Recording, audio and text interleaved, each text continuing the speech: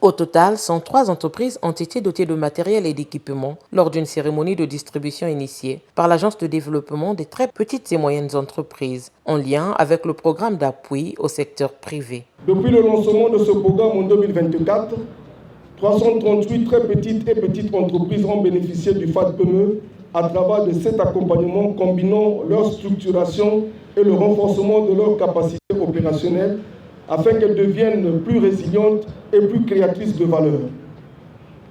Avec cette troisième édition, le nombre total des entités accompagnées par le FAD-PME passera à 439, pour un montant total de 300 103 579 francs CFA, dont 210 072 694 francs CFA comme subvention de l'État et 90 031 155 francs CFA comme quote-part des bénéficiaires. Cette initiative, qui en est désormais à sa troisième édition, bénéficie du financement d'appui au développement des PME et vise à soutenir activement la création ainsi que la croissance des petites et moyennes structures. Présente lors de l'événement, Jacqueline Lydia Mikolo, ministre des petites et moyennes entreprises et de l'artisanat, a encouragé les entrepreneurs à adopter des bonnes pratiques de gestion, tout en faisant preuve d'une rigoureuse discipline financière. Chers entrepreneurs, nous comptons sur vous, afin que vous soyez les moteurs, les catalyseurs d'une jeunesse active,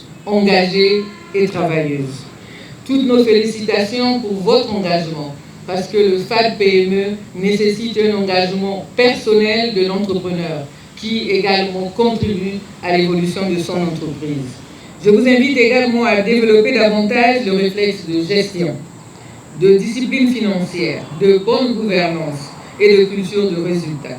C'est à ce prix que vos activités pourront grandir, se pérenniser et inspirer d'autres vocations, d'autres jeunes comme vous.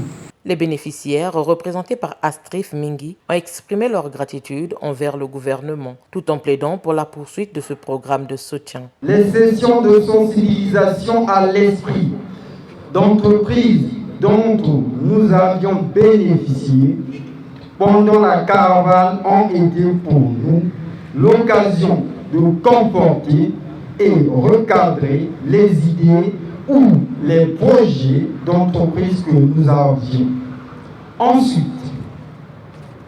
les descentes des conseillers d'entreprise de l'ADPE pour le diagnostic de nos entreprises ont relevé les atouts et les faiblesses de nos entreprises. Maintenant